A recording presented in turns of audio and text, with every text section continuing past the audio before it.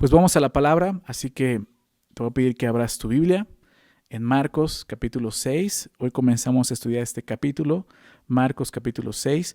Ha sido un tiempo hermoso el poder estar ahí con Jesús, ¿verdad? Estudiando Marcos, viendo la obra del ministerio de Jesús, conociendo más a Jesús, entendiendo más quién era Él, ¿verdad? Viendo cada detalle, ¿no? Su caminar, no solo los milagros, ¿verdad? Sus predicaciones, sobre todo eso, o sea, ¿qué señalaban esas señales que hacía, estos milagros? ¿Quién es Jesús? ¿No? Ha dado mucho testimonio de quién es hasta este momento, ¿no? Hemos visto cosas para nosotros serían increíbles, porque es increíble, ¿verdad? Porque es Dios obrando en el hombre, ¿no? Sanando, echando fuera demonios, pero sobre todo trayendo salvación, ¿sí? ¿Recuerdas que su ministerio comenzó así en el capítulo 1? Él mismo lo dijo, el reino de los cielos se ha acercado, arrepentíos y creed en el Evangelio, ¿recuerdas? Si no mal recuerdo, es capítulo 1, verso 15. Así comenzó su ministerio, ¿no? Predicando la salvación, porque eso es lo más importante. Todo lo demás, milagros, sanidades, echar fuera demonios, solamente eran señales. Señales que lo identificaban como el Salvador, como el Mesías. ¿Sí? Esto es importante en el contexto de lo que venimos estudiando, porque Jesús está ministrando pues, en Galilea, él está en medio de los judíos, ¿sí? Pero vemos cómo la gente está viendo a Jesús de una forma diferente. Pocos son aquellos que realmente lo ven como el Salvador, ¿no? La semana pasada vimos a este hombre, un padre llamado Jairo, que su hija está a punto de morir, ¿verdad? Es más, muere su hija, pero él está creyendo en Jesús y va a buscar a Jesús, ¿verdad? Y Jesús le muestra que él tiene el poder aún sobre la muerte y resucita a su hija prácticamente. Vimos a esta mujer también, no se menciona su nombre, pero una mujer con una aflicción y un dolor, ¿no? Lo vimos claramente, de 12 años, ¿no? Con un flujo de sangre sin parar, ¿verdad? Y con un poco de fe se acerca a Jesús y dice, si tan solo tocare su manto seré salva. Sí, pero Jesús no la deja solo ahí, Jesús la llama y le dice, ven, ven. No solo quiero que te lleves un milagro, quiero que te vayas de aquí con salvación, ¿verdad? Y esos dos personajes que vemos entendieron eso y vieron a Jesús de la forma correcta, ¿sí? Pero vamos a ver qué sucede el día de hoy, ¿no? En el capítulo 6 hay un cambio, ¿sí? Porque Jesús se va de ahí, no te lo vamos a ver, y va a llegar a otro lugar, ¿no? Un lugar donde lo conocían, ¿sí? Esto es Nazaret. Y vamos a ver, vamos a ir de lleno. Quisiera leer la porción, vamos a ver los primeros versículos del 1 al 6 y los leemos y después de eso hacemos una oración para que Dios nos acompañe y nos guíe, ¿les parece? Dice el verso 1. Salió Jesús de ahí y vino a su tierra, y le seguían sus discípulos. Y llegado el día de reposo, comenzó a enseñar en la sinagoga, y muchos oyéndole se admiraban, y decían, ¿de dónde tiene estas cosas? ¿Y qué sabiduría es esta que le es dada y estos milagros que por sus manos son hechos? ¿No es este el carpintero, hijo de María, hermano de Jacobo, de José, de Judas y de Simón? ¿No están también aquí con nosotros sus hermanas? Y se escandalizaban de él. Mas Jesús les decía, no hay profeta sin honra, sino en su propia tierra, y entre sus parientes, y en su casa. Y no pudo hacer allí ningún milagro, salvo que sanó a unos pocos enfermos, poniendo sobre ellos las manos. Y estaba asombrado de la incredulidad de ellos, y recorría las aldeas de alrededor, enseñando. Padre eterno, muchas gracias, Señor, gracias por tu palabra, gracias por esa escritura. Señor, gracias porque podemos meditar en ella, escudriñarla y aprender más de ti, Señor. Te pedimos, Señor, en esta mañana que tú hables a nuestros corazones, que tú dirijas nuestros corazones, nuestros pensamientos, Señor. Que podamos conocerte más, verte más, Señor. Es lo que queremos a través de este estudio, Señor. Aprender más de ti, Señor. Permítenos vernos, Señor. Aún en esta historia, Señor. Ayúdanos a ver lo que hay en nuestro corazón, lo que tú quieres enseñarnos en esta mañana, Señor. No queremos desperdiciar esta oportunidad que nos das de estar juntos y de estudiar tu palabra. Por favor, que sea tu Espíritu Santo con cada uno de nosotros, ahí en casa, con cada uno de nosotros, Señor, enseñándonos, guiándonos en la verdad. Por favor, Señor, te lo pedimos en el nombre de Jesús. Amén. Como te decía, el texto comienza diciendo el verso 1, salió Jesús de ahí. Entonces Jesús estaba, recuerdas, en Capernaum. Jesús viene recorriendo varios lugares. Estuvo en Capernaum, la multitud le seguía. Jesús tiene que irse de ahí, ¿recuerdas? O sea, hay mucha opresión. Ya en ese momento tenía en Capernaum, en el lago predicando, tenía una barca, ¿no? Donde él se subía y predicaba desde ahí porque la multitud lo agobiaba, lo aplastaba. Entonces tenía que predicar desde ahí. Y en un momento le pide a sus discípulos, vamos al otro lado, ¿recuerdas? A esta región de los Gadarenos, y se va para allá, no, a esa región, y es ahí en medio de ese camino donde la tempestad empieza, ¿recuerdas? A crecer, ¿no? Y los discípulos piensan que creen que van a morir, despiertan a Jesús y Jesús simplemente calma la tempestad y el mar, ¿verdad? Trayendo bonanza y mostrando que Él es superior y que Él tiene la autoridad aún sobre las cosas naturales, sobre la misma naturaleza, sobre el viento, sobre el mar, ¿verdad? Llega al otro lado y se encuentra con este hombre endemoniado, ¿recuerdas? ¿No? Al cual Jesús lo que hace es precisamente sacar esos demonios, ¿no? Y nuevamente mostrando que Él tiene el poder sobre un mundo sobrenatural, no solo el mundo natural, un mundo sobrenatural, porque Él es Dios. Pero recuerda lo que sucede ahí. La gente de Él, al enterarse de lo que hizo, ¿qué es lo que le pide? Vete de aquí. No queremos que estés aquí. Jesús cumple la petición y se regresa, ¿no? Regresa nuevamente a Capernaum, donde está nuevamente esta multitud esperándole. Y es donde encuentra a Jairo, ¿no? Y esta mujer con flujo de sangre. Y vemos la historia que te platicé hace un rato, ¿no? Pero después de ahí, Jesús dice que salió de ahí, de Capernaum, y vino a su tierra, ¿sí? Sabemos que Jesús, y no solo lo sabemos, la Biblia lo dice y estaba profetizado, Él nació en Belén, ¿recuerdas? En Belén de Efrata, dice la palabra, como estaba profetizado. Pero Jesús no se crió ahí, no creció ahí. Jesús creció en otro lugar, en Nazaret. ¿Sí? Prácticamente 30 años de su vida Jesús estuvo ahí, ¿no? En Nazaret. Eso es importante. Esa prácticamente era su tierra. Por eso dice, vino a su tierra. ¿Sí? Cuando dice vino a su tierra no quiere decir que fue a Belén. Vino a Nazaret. Él todavía seguía ahí en Galilea.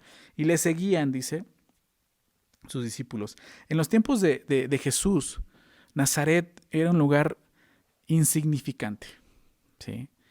Hasta cierto punto era, déjame decirlo así, era despreciable, ¿no? ¿Por qué digo esto? Lo vemos en la palabra, ¿no? Un judío como que decía, ese lugar no tiene nada bueno, ¿no? Es un lugar, podemos decir, feo, ¿no? O sea, como que hay algo así como que no tiene un encanto, ¿no? Por mente pasan muchos lugares así, ¿no? Pero no quiero decir alguno porque no quiero que alguien se ofenda si vive por ahí. Pero bueno, ¿por qué digo esto? ¿Tú recuerdas en Juan capítulo 1, si has leído Juan? Juan capítulo 1, cuando Jesús empieza a mostrar quién es, algunos hombres lo empiezan a conocer, Andrés, Simón, ¿recuerdas Pedro? ¿No? Y de repente viene Felipe también, y Felipe pues va con Natanael, ¿recuerdas esta historia? Déjame leerlo, en Juan 1, verso 45 y 46, fíjate lo que dice, Felipe halló a Natanael y le dijo, hemos hallado a aquel de quien escribió Moisés en la ley, así como los profetas, a Jesús, el hijo de José. Fíjate lo que está diciendo, el hijo de José de Nazaret. No, o sea, es Jesús y dice, es el hijo de José de Nazaret. Pero ve lo que dice Natanael. Ahora, Natanael no era cualquier judío, o sea, por lo menos aquí lo vemos que él está, en esta historia en Juan, él está estudiando la palabra, él está debajo de esa higuera, ¿no? Y pasando un tiempo con Dios. Es un hombre que conoce al Señor. Y él dice esto, Natanael dice esto, le dijo, ¿de Nazaret puede salir algo de bueno? Le dijo Felipe, ven y ve.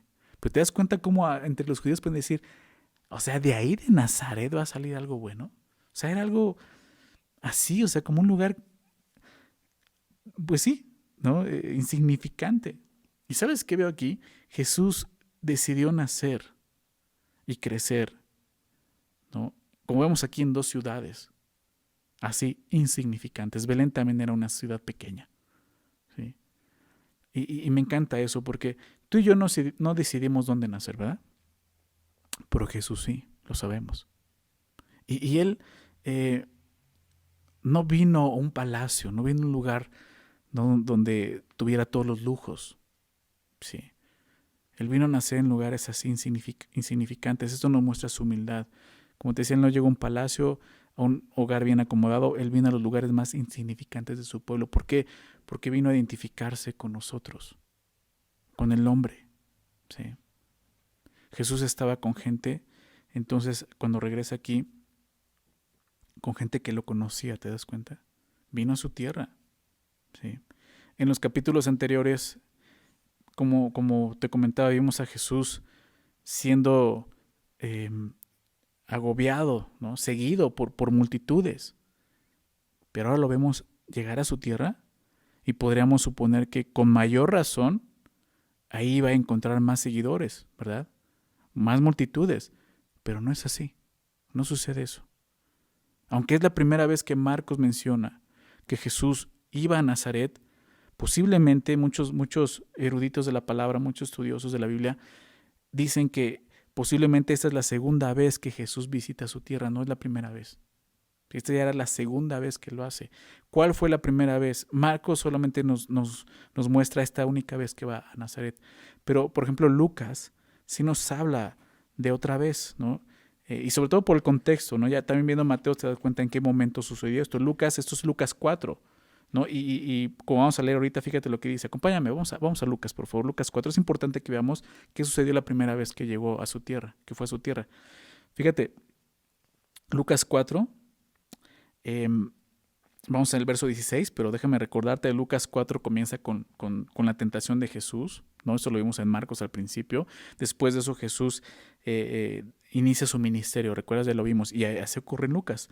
La tentación de Jesús, luego Jesús principia su ministerio, verso 14 y 15, y luego esto sucede. Va a Nazaret, o sea, fue la primera visita. Ya en Marcos, en la narración de Marcos, esto ya pasó hace tiempo, ¿te das cuenta?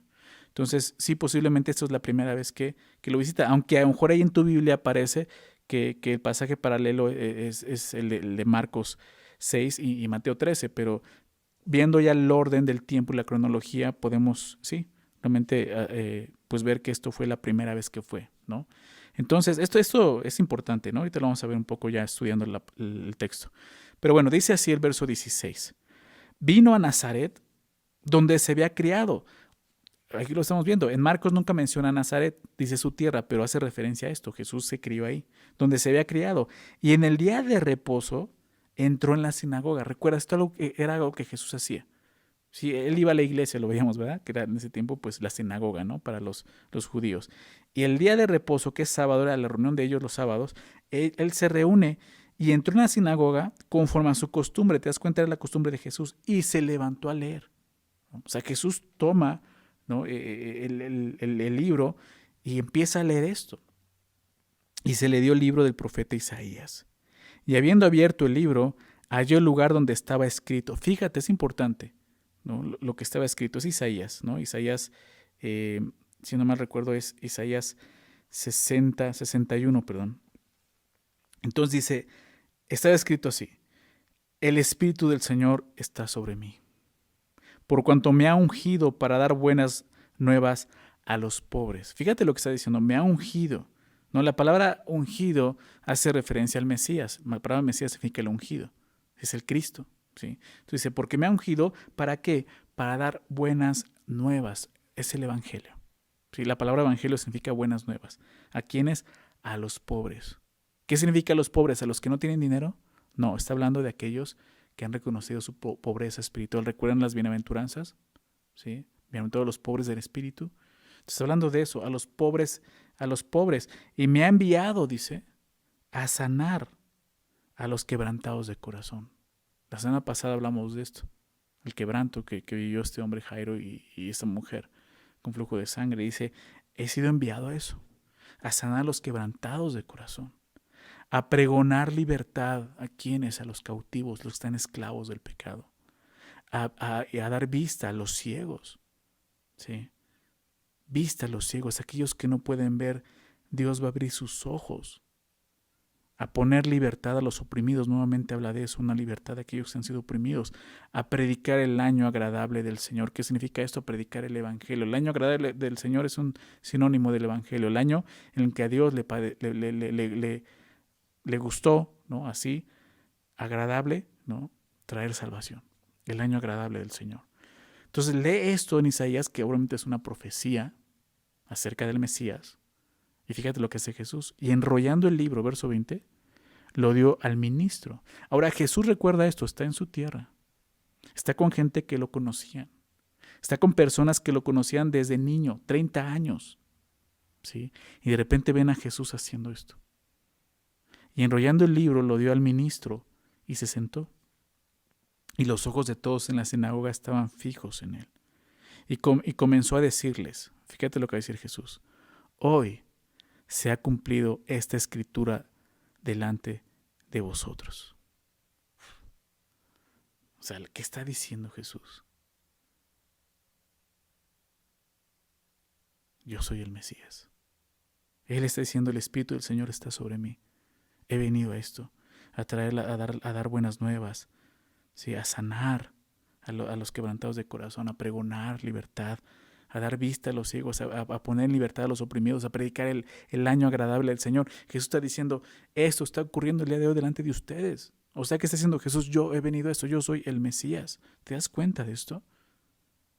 Hoy se ha cumplido esa escritura delante de ustedes. Y verso 22, y todos daban, ¿te das cuenta de lo que dice ahí? Buen testimonio de él. O sea, todos reconocían. En este momento todos están reconociendo. Muy diferente a lo que leíamos en Marcos 6, lo que vamos a ver en un rato. Muy diferente. Aquí, al principio, dan buen testimonio de él, porque lo habían conocido y estaban maravillados de las palabras de gracia que salían de su boca y decían, ¿no es este el hijo de José? Nuevamente, fíjate lo que dice. Ve las preguntas. ¿Qué preguntas están haciendo aquí? ¿Cómo preguntaron en Marcos? Son diferentes. Aquí dice, ¿no es este el hijo de José? En Marcos dice, ¿no es este el hijo de María? Ahorita vamos a ver lo importante de eso, la diferencia. Pero ellos están así, diciendo, wow, o sea, es este chico. Él creció con nosotros, vivió entre nosotros. Y ahora viene y abre la escritura y enseña esto. Él les dijo. Ahora ve lo que dice Jesús. Sin duda me diréis este refrán, médico, cúrate a ti mismo, ¿no? Porque lo conocían. Ah, sí, tú eres el Mesías. Bueno, entonces, ¿por qué no? ¿Por qué no es por tu familia? ¿Por qué no es un milagro? O sea, lo mismo le dijeron a Jesús en la cruz. Si eres tú el Mesías, si eres el Hijo de Dios, bájate y sálvate a ti mismo. ¿Recuerdas? Jesús está diciendo eso. O sea, médico, cúrate a ti mismo. De tantas cosas que hemos oído que has hecho en Capernaum, haz también aquí en tu tierra. O sea, hazlo aquí con nosotros. A cierto punto será lógico, ¿no? O sea, has traído salvación y sanidad en otros lugares, hazlo aquí también en tu tierra con los tuyos. Pero fíjate lo que añade Jesús. Y añadió, de cierto os digo que ningún profeta es acepto en su propia tierra. Es importante esto, ahorita lo voy a explicar, pero dice, ningún profeta es acepto en su propia tierra. ¿Sí? ¿Por qué? Fíjate, la explicación son los siguientes versículos. Y en verdad os digo que muchas viudas habían en Israel en los días de Elías. Y cuenta una historia, el tiempo de Elías. ¿Recuerdas? Cuando el cielo fue cerrado por 3 años y 6 meses y hubo una gran hambre en toda la tierra. Pero ninguna de ellas, de estas viudas en Israel, fue enviado Elías. ¿Recuerdas a quién fue enviado Elías? Sino a una mujer viuda en Sarepta de Sidón. ¿Qué quiere decir esto? Elías fue enviado no a las viudas de Israel, fue enviado a una viuda gentil, es de Sidón. Es lo que está diciendo. ¿Sí? ¿Qué está diciendo? Ustedes siempre han sido así. Siempre han desechado a sus profetas. Por eso Dios envía a sus profetas a otro lado. Fíjate lo que dice el verso 27. Otra historia que muestra esto. Y muchos leprosos habían en Israel en tiempos del profeta Eliseo. Dos de los profetas pues, más poderosos de Israel, ¿no? Dice, en tiempos del profeta Eliseo. Pero ninguno de ellos fue limpiado, sino Naamán el sirio. Nuevamente, había muchos israelitas leprosos. Dios no los limpió, o sea, no envió a Eliseo con ellos, lo envió con un gentil. ¿Sí? Jesús está explicando esto. ¿Sí? Yo sé que no me van a recibir. ¿no? Y obviamente esto es haciendo referencia a los suyos con los que creció, pero es una referencia al pueblo judío, lo que hizo el pueblo judío. A lo suyo vino, Juan 1, Juan 1:11, y los suyos no le recibieron, le rechazaron. Porque siempre ha hecho eso Israel. Y Jesús está diciendo, ustedes van a decir, a ver, haz los milagros, ¿no? O sea, ¿eres el Mesías como dices? Ok, sí. O sea, reconocemos. ¿Has dado buen testimonio? Sí, sí, podría ser el Mesías. Ahora muéstranoslo. Pero ¿por qué Jesús no lo hace? ¿Sabes por qué? Porque no hay fe. Porque realmente no hay fe en ellos. Esto es lo que vamos a ver hoy en Marcos, ¿sí? Esto solamente es como un preámbulo para entender un poco más el pasaje de Marcos. Pero entonces Jesús les muestra, siempre han sido así ustedes. Al grado que Dios mejor envió a sus profetas a otro lado. Porque siempre que iban con ustedes, eran despreciados, eran rechazados. ¿Cómo crees que recibieron ellos, siendo judíos, esta palabra de Jesús? Vamos a verlo. Verso 28. Al oír estas cosas, todos en la sinagoga se llenaron de ira. O sea, pues imagínate que Jesús estás en la mera sinagoga y le estás mostrando su incredulidad, su pecado. O sea, se llenaron de ira, ¿a qué grado? Y levantándose le echaron fuera de la ciudad, o sea, le tomaron, le echaron fuera de la ciudad y le llevaron hasta la cumbre del monte sobre el cual estaba edificada la ciudad de ellos para despeñarle, o sea, lo querían matar, lo querían aventar. Mas él pasó por en medio de ellos y se fue. Esta fue la primera vez que Jesús fue a Nazaret. Sí. Pero ahora aquí lo vemos regresando. Salió Jesús de ahí y vino a su tierra, ¿no? Y vemos algo más. Jesús le está dando una oportunidad más a los que lo vieron crecer prácticamente. O sea, me gusta eso porque ya lo despreciaron la primera vez. Y Jesús dice, voy otra vez. ¿Cómo van a responder? La primera vez escucharon, cuando Jesús mostró lo que hay en sus corazones, quisieron matarlo. ¿Cómo van a responder ahora? Vamos a ver. Bueno, la parte final del verso 1, regresando a Marcos 1, salió Jesús de allí y vino a su tierra, y le seguían sus discípulos. ¿Sabes qué me gusta esto? Y le seguían sus discípulos. La primera vez que Jesús fue, lo quisieron matar. Y ahora regresa a este lugar. O sea, imagínate a los discípulos. O sea, debieron de haber sentido temor de volver a Nazaret. O sea, Jesús, las últimas vez que estuvimos por allá, ¿te acuerdas? Quisieron matarte. O sea, mejor no vayamos, ¿no? ¿No? Ellos fueron, le seguían sus discípulos. ¿Sí? Ellos le seguían, ¿sí? ¿Por qué? Porque eso es lo que hace un discípulo. Sigue a su maestro, sigue a su Señor. No importa el peligro. ¿Sí? Eso es lo que hace un discípulo. Tenemos que confiar en Dios. La palabra nos muestra eso y nos enseña eso. Seguir a Jesús es seguirlo hasta donde Él nos diga. Hasta la muerte realmente. Seguir a Jesús, pues sí, no es fácil, pero es seguro. ¿Sí entiendes eso? Seguir a Jesús no es fácil, pero es seguro. Si estás en el lugar donde Dios te está guiando, es seguro para ti. No importa qué tan peligroso se vea. Si Dios está guiando, va a estar seguro. Seguir a Jesús puede parecer peligroso, pero es más peligroso no seguirlo. Definitivamente es más peligroso, ¿sí? No estar donde Él quiere que estés. Los discípulos aprendieron eso y iban siguiendo a Jesús nuevamente a Nazaret. Verso 2. Y llegando el día de reposo, comenzó a enseñar en la sinagoga. Nuevamente, o sea, Jesús hace lo mismo. Entra nuevamente en la sinagoga, en el día de reposo, y empieza a enseñar, ¿no? Entonces, pues sí, esta podría ser la segunda vez que Jesús hace esto. Entrar en la sinagoga, ahí en Nazaret, y enseñar. Y como te decía, veo su gracia. ¿Por qué? Porque es una oportunidad más para que ellos escuchen el Evangelio. La primera vez Jesús apenas estaba arrancando. Apenas le estaba diciendo, a ver, son pecadores. Y ya lo querían matar. ¿Cómo van a responder esta vez? Ahora, ¿cómo estás respondiendo a la voz de Jesús? O sea, ¿cuántas veces, cuántas oportunidades Él te ha dado para que respondas por fe y creas? Es lo que está haciendo Jesús, le está dando la oportunidad. ¿Sí? Entonces dice que llegando el día de reposo comenzó a enseñar en la sinagoga y fíjate lo que dice el verso 2. Y muchos oyéndole se admiraban y decían, ¿de dónde tiene estas cosas?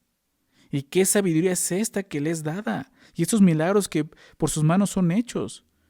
¿No es este el carpintero hijo de María, hermano de Jacobo, de José, de Judas y de Simón? ¿No están también aquí con nosotros sus hermanas? Entonces empiezan a sorprenderse. Pero, me gusta, le oyen, se admiran porque dicen, sí, efectivamente, algo pasó con él, ¿no? Pero las preguntas no solo son interesantes, tienen un tono un poco feo, ¿no? Su manera de preguntar es despectivo hacia Jesús. Ellos muestran que están admirados, pero muestran que ellos no están realmente interesados en la sabiduría de Jesús. Ellos ven a Jesús hablar, ven la sabiduría, se admiran, pero no les interesa realmente lo que Jesús les está diciendo. ¿Sí me explico? Están más enfocados en la persona de Jesús, pero no como deben de enfocarse. Ellos se sorprenden por su sabiduría, por los milagros, pero no están viendo quién es Jesús en realidad. No están viendo qué significa que Él tenga esa sabiduría y esos milagros. ¿Sí lo ven? No están viendo a Jesús realmente. Entonces su primera pregunta, aunque es despectiva, porque sí lo hacen con un tono despectivo, ¿de dónde tiene No, ni siquiera su nombre, no, este chamaco, ahí lo vimos crecer, ¿de dónde tiene ¿no? Estas cosas. No es el carpintero, te das cuenta, es despectivo su tono. Entonces, ¿de dónde adquirió esta sabiduría, este poder? Esta pregunta, aunque era despectiva, creo que era adecuada. ¿De dónde tuvo esto? Pero sí lo ven, pero ellos realmente no querían saber de dónde venían esas cosas. Preguntan eso, pero no les interesaba de dónde venían esas cosas. Más bien estaban desdeñando la persona de Jesús con esas preguntas. ¿Cómo Él puede tener eso? Y lo mismo sucede con la segunda pregunta. ¿Esto se lo dio a alguien? Esto no viene de Él, eso alguien se lo dio, ¿te das cuenta? ¿Y qué sabiduría es esta que le es dada? Esto no viene de Él. Pero la intención nuevamente es menospreciar a Jesús. Ellos no niegan la sabiduría. Ellos no niegan los milagros de Jesús. Lo que están negando es lo que esta sabiduría y lo que esos milagros indican. Él no es el simple carpintero que conocieron. No es un simple chico del barrio. Es el Mesías. Es el Cristo, es el Hijo de Dios. ¿Se dan cuenta? En los demás lugares fue aceptado, pero donde creció, donde lo conocían, ¿sabes qué muestra eso? Orgullo. Orgullo en el corazón de ellos. No podían aceptar esto. Realmente ante esto no había manera de negar su sabiduría y sus milagros. Entonces, tienen que dudar de su procedencia. ¿Qué es lo que están haciendo? ¿No te recuerda a alguien más? Sí, lo mismo hicieron los fariseos. Ellos tampoco pudieron negar los milagros de Jesús, ¿verdad? Lo que Jesús hacía, pero sí negaron su procedencia, ¿recuerdas? Afirmando que ese poder no viene de Dios, sino de Belcebú, ¿recuerdas? Del diablo, ¿no? Es por el poder de Belcebú que saca fuera a los demonios. ¿Sí recuerdan? Ya lo vimos. Es lo que están diciendo. No pueden negar los hechos. Sí lo hizo, pero no es de Dios. Es la misma actitud. Todo lo que Jesús venía haciendo, predicando, sanando enfermos, echando fuera demonios, eran una señal. ¿Para qué? Para que todos se preguntaran quién es este hombre, genuinamente. ¿Cómo? Como lo hicieron los discípulos. ¿Recuerdas en Juan 41? ¿Quién es este que aún el mar y el cielo le obedecen? ¿Quién es? Está mostrando algo. ¿Quién es? Pero estas preguntas no están buscando eso. ¿Quién es? Son preguntas desdeñando a Jesús, despreciando a Jesús. Sí. Porque sí, realmente la clave de todo es la respuesta a esa pregunta. ¿Quién es? ¿Quién es este hombre? Ahora pregúntate eso. ¿Quién es Jesús? O sea, ¿qué estás esperando de Jesús? ¿Cómo estás viendo a Jesús el día de hoy? A pesar de ver todo lo que Jesús hizo, ellos no creyeron. Su incredulidad fue más expuesta. Ellos no creían en Jesús a pesar de las evidencias. Esa es la situación. Ellos no están creyendo. Como te decía, hay mucha evidencia de quién es Jesús. Y aquí quiero explicar algo que vimos, ¿no? En el capítulo 4. Tú recuerdas el capítulo 4, comenzamos con la parábola del sembrador, ¿recuerdas? Y Jesús explica, o sea, esto es importante que entiendan esto, de qué trata la parábola. Y esa parábola habla de fe en los corazones, ¿verdad? Los terrenos representan el corazón, la fe en el corazón del hombre. Si una buena tierra es una fe genuina, ¿sí? Es una fe que está firme. ¿Okay?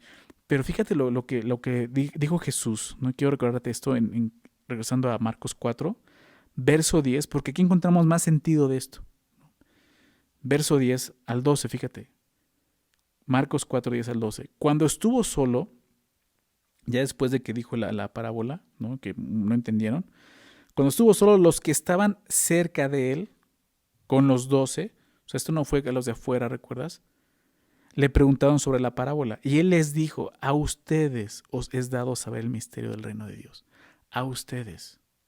¿Cuál es la diferencia? Que ellos habían seguido a Jesús. Por lo tanto, ellos estaban creyendo en Jesús.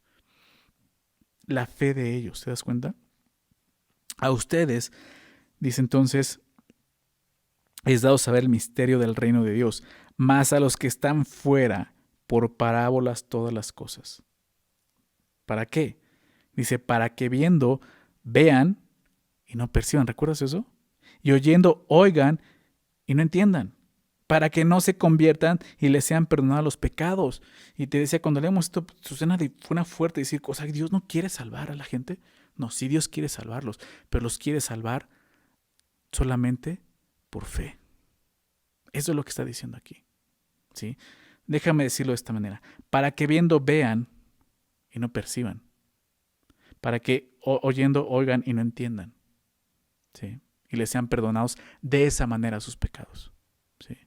La salvación no viene por percibir o entender solamente. La salvación llega a nosotros por medio de la fe, Efesios 2:8. Somos salvos por gracia, ¿verdad? Por medio de la fe. No es por el medio de entendimiento, no es por medio de la percepción, como dice aquí. Entonces debe de ser así, para que viendo vean y crean, y oyendo oigan y crean, para que se conviertan y les sean perdonados los pecados. ¿Sí me explico? Creo que lo está dejando más claro. Está diciendo, no hay otra forma de salvarse. Y por eso no dejo las cosas tan claras, porque en ellos no hay fe. ¿Sí se dan cuenta? No hay fe. No están creyendo. No quiero condenarlos más. Quiero dejar claro su incredulidad. Entonces, esto es lo que está explicando. ¿Sí? Regresando al texto, Jesús llega a su tierra y encuentra lo mismo. No están creyendo. ¿Sí? En el siguiente versículo, aquí en Marcos 6, vemos más claro su desprecio hacia Jesús. Fíjate lo que dice. ¿No es este el carpintero? Verso 3. ¿No es este el carpintero? Ellos mencionan el oficio de Jesús de una manera también despectiva. Lo que ellos están insinuando es que Jesús no es un rabino. Ahí sí, mira, ahora velo, ya llega hasta con sus discípulos, ¿no? Dicen, ni siquiera es un carpintero, ni siquiera un discípulo de algún rabino conocido. O sea, menospreciando su oficio. ¿Qué le están diciendo? Tú solo eres un pobre obrero. Es lo que le están diciendo. Están sorprendidos, ¿no? Jesús dejó Nazaret como un carpintero y ahora regresa como un rabino con todos sus discípulos. ¿Qué eso significa? Son discípulos, solamente un rabino traía seguidores, discípulos. Y así ven ahora a Jesús. Entonces, ¿qué hacen? Lo desprecian. Ay, sí, ahora sí ya vienes bien rabino, ¿no? Eres un carpintero. Y no solo eso. No es este hijo de María. La mención de su madre, como te decía, menciona a María, es aún más despectiva. ¿Por qué? Porque en los tiempos bíblicos, cuando se mencionaba la familia o la descendencia de una persona, y tú lo puedes ver en toda la Biblia, se mencionaba al padre, no a la madre. Ellos debían de haber dicho, ¿no es este el hijo de José? Como lo hicieron la primera vez en Lucas 4, ¿recuerdas? 22. Te lo dije, o sea, fíjate en esto, ahí dijeron, ¿no es el hijo de José? Aquí dicen, ¿no es el hijo de María? O sea, más despectivo, ¿sí? O sea, no dicen es el hijo de José. ¿Por qué? Porque lo que están diciendo es que Jesús es prácticamente un bastardo, o sea, ni padre tiene, o sea, es nacido de fornicación. Ya lo conocemos su historia. O sea, ese hombre que lo adoptó no es su papá. Su mamá, o sea, lo tuvo así, ¿no? Dice que era virgen. ¿Sí me explico? O sea, es lo que están haciendo. O sea, ¿cómo de un bastardo como este puede salir esta sabiduría? ¿Se dan cuenta? Eso es lo que está pasando. Ahora, no solo menciona eso, dice, o sea, conocemos a su familia. Está aquí, o sea, hermano, es el hermano de Jacobo, de José, de Judas, de Simón. ¿No están también aquí con nosotras sus hermanas? Entonces mencionan a sus hermanos mostrando que lo conocían, lo que están diciendo, realmente lo conocemos. Por cierto, este pasaje deja muy claro que algo bien importante, no, déjame hacer un paréntesis, deja muy claro algo, que María no fue virgen por siempre. ¿Ok? Esto es importante. El milagro que Dios hizo en esta mujer, en María, fue que ella concibió a su primer hijo siendo virgen. ¿Sí? Pero ella tuvo más hijos. Y lo más importante de ese milagro no es que ella fuera virgen, sino que de una virgen llegara a este mundo el Salvador. Que de una virgen Dios se hiciera carne, me explicó. Eso es lo más importante, recordemos esto.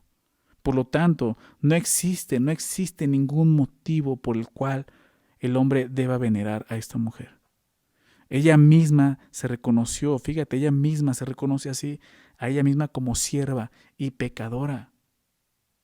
Y antes de que te rasgues las escrituras, antes de que te rasgues los vestidos, quiero nada más decir esto en Lucas, ¿no? Y te lo digo porque es la verdad, ¿no? Lo puedes ver, aquí está escrito, o sea, quiero llevarte la palabra y que entiendas esto, no nada más porque no me enseñaron siempre que fue así, no es cierto. Lucas 1, fíjate, Lucas 1:46. Es ella. Entonces María dijo, esta mujer engrandece mi alma al Señor. O sea, ¿quién está alabando? Al Señor. Está alabando a Dios. Y mi espíritu se regocija en Dios. ¿Qué dice ahí? Mi Salvador. ¿Te das cuenta de lo que está diciendo? Te dije que ella se reconoce como pecadora y aquí lo vemos. Solo un pecador necesita al Salvador. ¿Estás de acuerdo? Ella está diciendo mi Salvador. O sea, yo necesito un Salvador porque soy pecadora. Dice, porque ha mirado la bajeza de su, ¿cómo dice en tu Biblia? Sierva. Subráyalo, déjalo marcado. Porque ha mirado la bajeza de su sierva. O sea, yo soy una sierva solamente. Pues he aquí, desde ahora me dirán, bienaventurada todas las generaciones. Bienaventurada todas las generaciones. No dice, desde ahora me van a alabar todas las generaciones, me van a venerar todas las generaciones. Dice, me van a decir bienaventurado. ¿Qué significa bienaventurado? Más que dichoso. ¿Sí? O sea, fuiste dichosa en que Dios te usara de esta manera. Como tú puedes ser dichoso cuando Dios te llama y te usa para su gloria. ¿Sí? Más que dichosa. Todas las generaciones. Porque me ha hecho grandes cosas el poderoso. Él es el poderoso. Santo es su nombre. Y su misericordia es de generación, como vemos aquí, en generación. ¿Se dan cuenta? A los que le temen. Entonces, ella es una mujer temerosa de Dios.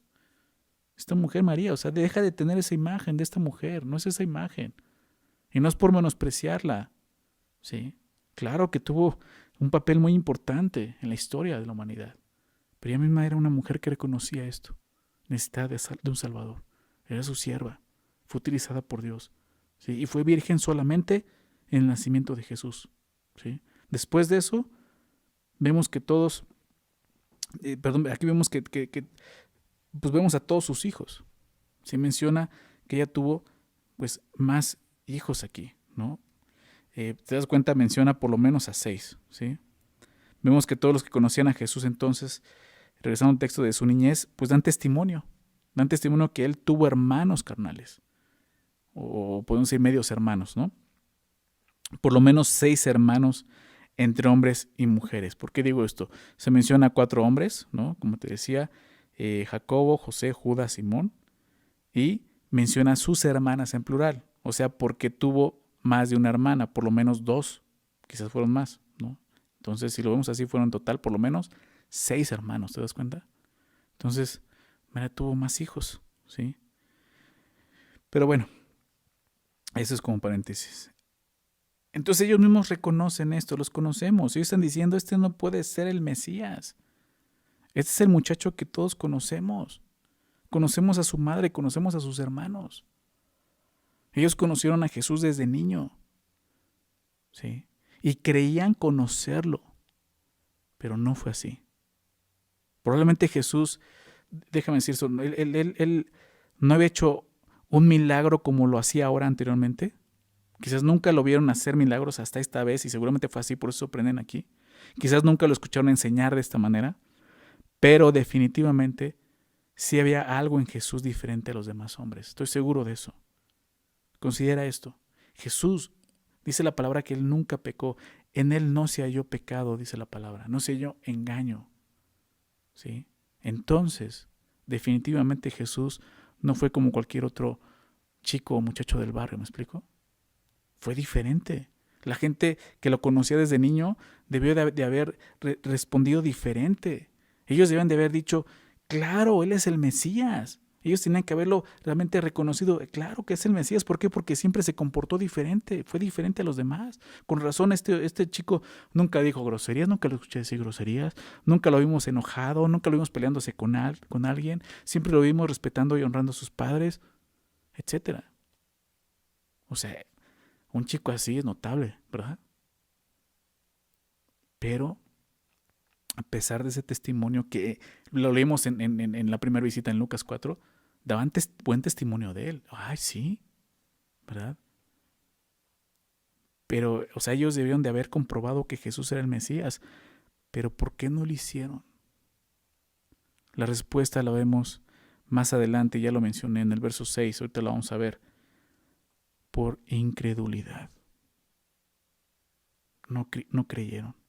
Estas personas ya estaban dispuestas a no creer en Jesús, realmente es eso. Ya estaban dispuestas a no creer. La única manera en que una persona puede llegar a conocer realmente quién es Jesús es por medio de la fe. No hay otra forma de poder conocer a Jesús. Puedes leer la Biblia, sí, la puedes leer, pero va a pasar como esto. No vas a conocer realmente quién es Jesús. Necesitas fe. Fe. Necesitamos fe, necesitas fe. Sin la fe no vas a poder conocerlo.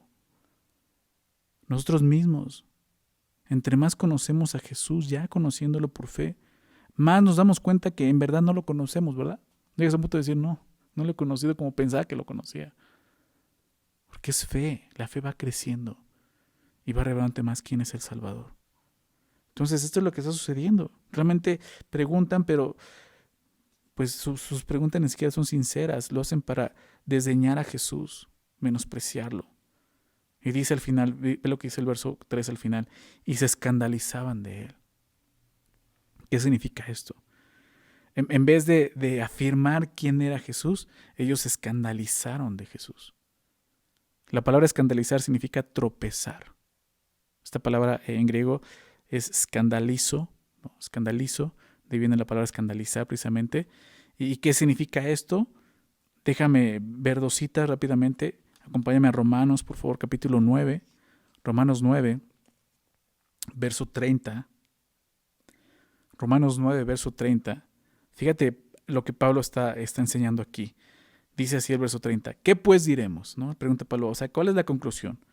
Que los gentiles, recuerdas el contexto, los gentiles que no iban tras la justicia han alcanzado la justicia, es decir, la justicia que es por fe. O sea, Pablo viene explicando esto. Los gentiles han creído. Y han encantado. No iban tras justicia. ¿En qué sentido? Como los judíos que tenían la ley buscaban ser justos delante de Dios. Los gentiles ni siquiera les importaba eso. Ellos tenían sus dioses. No buscaban a Dios. pero fue revelado a Jesús y creyeron, ¿sí? Por fe simplemente, alcanzaron la justicia, la verdadera justicia, la que es por fe. Mas Israel, los judíos, que iban tras una ley de justicia, verso 31, no la alcanzó. No la alcanzó. ¿Por qué? Porque iban tras ella no por fe, ¿te das cuenta? Sino como por obras de la ley, pues tropezaron, escandalizo, en la piedra de tropiezo. Y esto es lo que está pasando en Marcos 6. Su propio pueblo, aún los que crecieron con él, que deben de haber dado testimonio y decir, claro, él es el Mesías, no lo hicieron porque no tenían fe. Tristemente Jesús llegó a los judíos, a su pueblo, y no encontró fe. Eso es lo triste. Jesús lloró, ¿recuerdas? Por esto. Esa es la situación. Lo que Jesús está diciendo, o más bien lo que sucede en Marcos, es que esto llegó a ser un tropiezo para ellos. Un tropiezo. Fíjate lo que dice Pedro.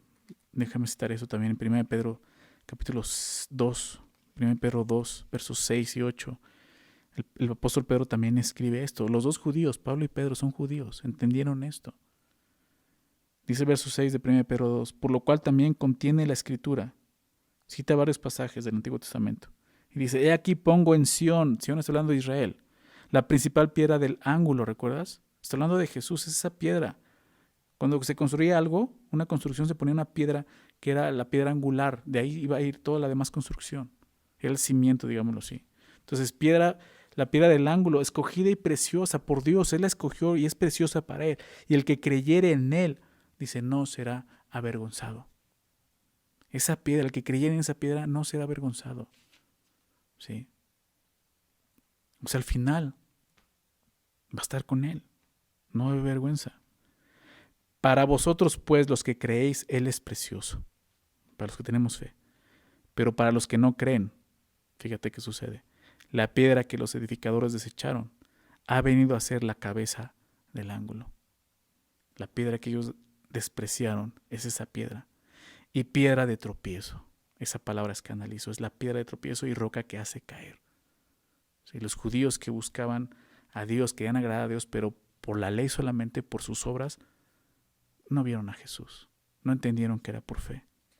¿Sí? Piedra de tropiezo y roca que hace caer porque tropiezan en la palabra, siendo desobedientes a lo cual fueron también destinados. ¿A qué se refiere? No obedecieron la fe. ¿Sí? El único recurso que Dios provee al hombre para salvación, lo despreciaron. ¿Sí? Eso es lo que está pasando. Entonces Jesús viene a ser tropiezo para los incrédulos, pero para los que hemos creído, Jesús es esa piedra, es la piedra del ángulo escogida, preciosa, es nuestra roca de salvación, ¿te das cuenta? ¿Por qué? Porque hemos creído, es la fe. Vamos a continuar, vamos a la última parte de Marcos. Verso 4, mas Jesús les decía, no hay profeta sino honra sino en su propia tierra, y entre sus parientes y en su casa.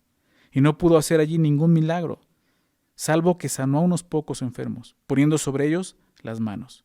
Y estaba asombrado de la incredulidad de ellos, y recorría las aldeas de alrededor enseñando. Entonces Jesús, esa es la respuesta. Jesús les muestra, realmente esto es lo que está pasando.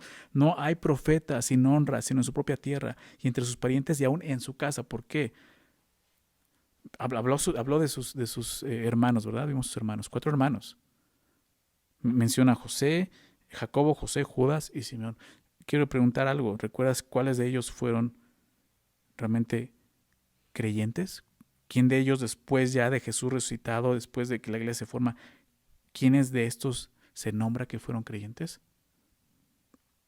Fue Judas, ¿verdad? Y Jacobo o Santiago, los cuales escriben 2 cartas que están en el Nuevo Testamento. Ninguno de ellos fueron apóstoles, o sea, no fueron seguidores de Jesús. ¿Por qué? Porque no creían hasta aquí. Sus hermanos no creían en Él. Por eso aquí dice, ni en su casa.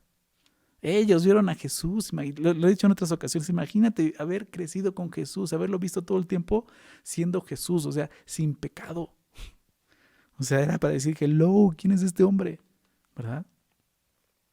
Pues esto es lo que ellos vieron, pero por eso dice, no hay profeta sin honra, sino en su propia tierra y entre sus parientes y en su casa. O sea, no lo van a honrar ahí. ¿Sí? Y lo vimos, el significado lo vimos en Lucas 7, 24, 27, ¿verdad? Cómo Dios mostró esto, ¿no? O sea, Dios envió a sus profetas a otro lado porque en su pueblo los golpeaban, los menospreciaban. Lo que Jesús está diciendo es que nunca ha sido bien recibido un profeta de Dios en el pueblo de Dios. Prácticamente lo que está diciendo. Y Jesús vino a Nazaret, ¿no? Y la gente, como vimos, daba buen testimonio de él. Escucharon sus enseñanzas, se maravillaban de ellas, disfrutaban de sus milagros, pero al final lo querían echar por un despeñadero, ¿recuerdas? En Lucas, la primera visita. Hicieron lo mismo que sus padres, rechazar al enviado de Dios. Eso hizo Israel con los profetas de Dios. Déjame recordar rápidamente esto en Marcos. Lo vamos a ver en Marcos más adelante. Lo que sucede.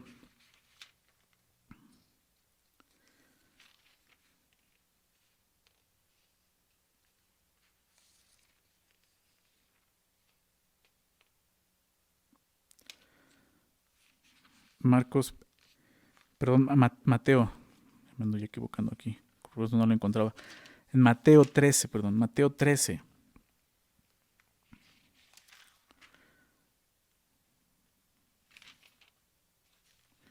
No, ya ando más perdido que nada yo por acá.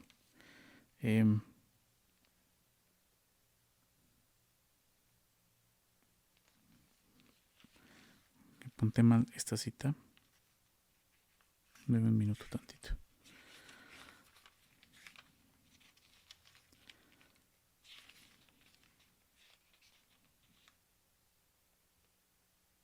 Perdón, ya encontré. Es Lucas.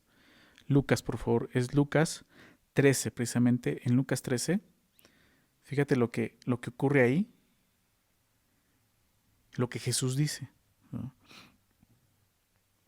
Jesús está hablando y dice esto. Jerusalén, Jerusalén, que matas a los profetas, ¿recuerdas? Sigue diciendo Jesús, Jerusalén, su pueblo, que matas a los profetas y apedreas a los que te son enviados. Jesús dio testimonio de esto. ¿Cuántas veces, dice, cuántas veces quise juntar a tus hijos como la gallina a sus polluelos debajo de sus alas y no quisiste? Esto es lo que está pasando delante de Jesús. Ellos no están aceptando, están rechazando el testimonio de Jesús, no quisieron. Jesús vino a mostrarles su gracia, su misericordia, su amor, salvación, que dijeron, no queremos eso. He aquí, dice, vuestra casa os es dejada desierta. Y os digo que no beberéis hasta que llegue el tiempo en que digáis, bendito el que viene en nombre del Señor. Jesús está diciendo, voy a dejarlos. Voy a ir a buscar otro pueblo, a los gentiles, que eso es lo que hace. ¿Sí? Por eso dijo, o sea, Dios, ¿qué hizo entonces? ¿No fueron aceptados sus profetas? No, entonces envió a otro lado. ¿No? Había muchas viudas en Jerusalén, en Israel en ese tiempo, pero fue enviado una viuda de Sidón. Había necesidad también de leprosos en Israel y fue Eliseo enviado con Natán el leproso, ¿verdad? Entonces, son gentiles obviamente. Entonces estamos viendo esto, prácticamente Jesús está diciendo esto es lo que están haciendo. Me han despreciado, me han rechazado. ¿Sí? No hay fe en ustedes. Jesús sabía que esto sucedería. Él sabía que sería rechazado por su pueblo, porque así fue su pueblo con los antiguos profetas. Los profetas que sirvieron al Señor. Ahora sí, déjame leer esto en Marcos. Esta es la cita con la que me estaba confundiendo. Marcos 12, fíjate lo que dice ahí. Rápidamente, solamente lo vamos a ver más adelante en Marcos. Entonces comenzó Jesús a decirles por parábolas, ¿no? Y conoces esta historia. Un hombre plantó una viña, la cercó de vallado cavó un lagar, edificó una torre y la arrendó a unos labradores y se fue lejos. Y a su tiempo envió un siervo a los labradores para que recibiese de estos del fruto de la viña. Mas ellos tomándole le golpearon y le enviaron con las manos vacías. Volvió a enviarles otro siervo, pero apedreándole le dieron en la cabeza y también le enviaron afrentado. Y volvió a enviar otro, y a este mataron, y a otros muchos golpeando, y a unos y matando a otros. Por último, teniendo aún un hijo suyo, amado, lo envió también a ellos, diciendo tendrán respeto a mi hijo. Mas aquellos labradores dijeron entre sí, este es el heredero, venid, Matémosle y la heredad será nuestra. Y tomándole le mataron y le echaron fuera de la viña. ¿Qué pues hará el Señor de la viña? Vendrá y destruirá a los labradores y dará sus viñas a otros. ¿Te das cuenta? Ni aun esta escritura habéis leído, dice Jesús. La piedra que desecharon los edificadores ha venido a ser cabeza del ángulo. El Señor ha hecho esto y es cosa maravillosa a nuestros ojos. ¿Cómo respondieron a esto? Claro, Jesús de qué está hablando. Es la historia de Israel con los profetas de Dios. Dios envía profetas y los golpean, los matan. Al último envía a su hijo y lo rechazan y vamos a matarle. Lo mataron, lo crucificaron, lo sabemos, ¿verdad? Crucifícale, no nos interesa.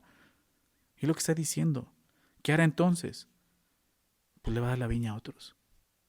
Mis profetas van a ir a otro lugar. Ellos entendieron el mensaje. Por eso dice el verso 2, y procuraban prenderle, porque entendían que decía contra ellos aquella parábola. Pero temían a la multitud y dejándole, se fueron. ¿Te das cuenta? Los judíos entendieron, pero no se arrepintieron. ¿Sí? Eso fue lo que vio Jesús en su tierra. Los suyos no le conocieron, no le recibieron, le rechazaron. ¿Sabes? A veces esperamos que la gente que nos conoció antes de entregar nuestra vida a Cristo reconozcan lo que Dios ha hecho en nuestras vidas. ¿No te ha pasado eso? Pero seguramente te ha ocurrido que, pues igual que a Jesús, ¿no? Te desprecian. Esas personas no van a reconocer lo que Dios ha hecho, no porque no haya suficiente testimonio de la obra de Dios en tu vida, sino porque no quieren creer, solo por eso. ¿Sí? Es lo que Jesús está viviendo. Vamos a ver verso 5 de Marcos 6.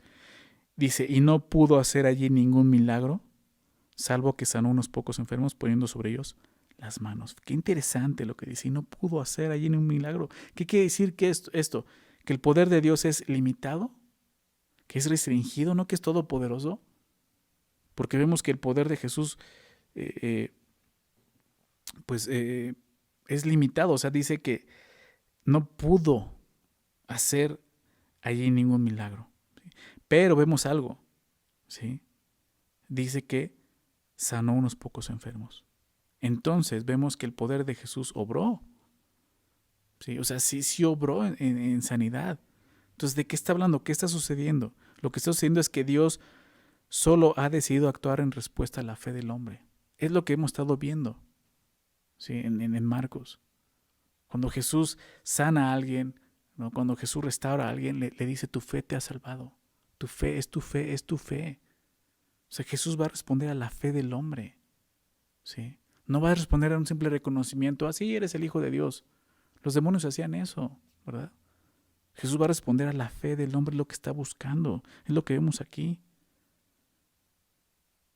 Más adelante, en Marcos 9:23, Jesús dice, si puedes creer, al que cree todo lo es posible, ¿verdad? Decimos, no hay nada imposible para Dios, pero siempre el contexto de eso es salvación. ¿Sí? Que Dios puede salvar, puede hacerlo, pero el hombre necesita creer. ¿Sí se dan cuenta? Y aquí no hay fe. Seguramente algunas pocas personas lo suficientemente humildes y necesitadas para creer en Él recibieron esa sanidad, porque dice, salvo unas pocas, ¿verdad? ¿Por qué? Porque sabemos que dice Hebreos 11:6, porque sin fe es imposible. ¿Te das cuenta? Imposible.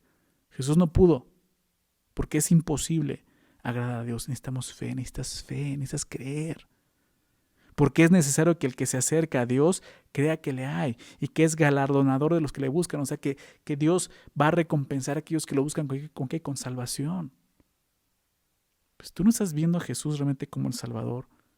Con fe, ¿eso implica que eres un pecador que necesita arrepentirse? ¿Eso es fe? Dios no puede obrar salvación en tu vida. No porque no tenga el poder, es porque tú lo estás rechazando. Porque en ti no hay fe. Por lo menos no hay fe en Él.